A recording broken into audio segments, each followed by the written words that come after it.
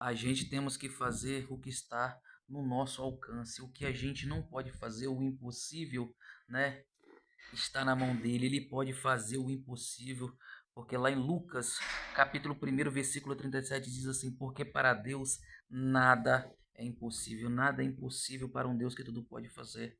Né? Ele venceu a morte, né? Morreu e ao terceiro dia ressuscitou, foi lá para o céu, né? E não nos deixou órfãos, nos deixou aqui o Espírito Consolador até a vinda dele, né? Ressuscitou Lázaro 4 dias de morto, né?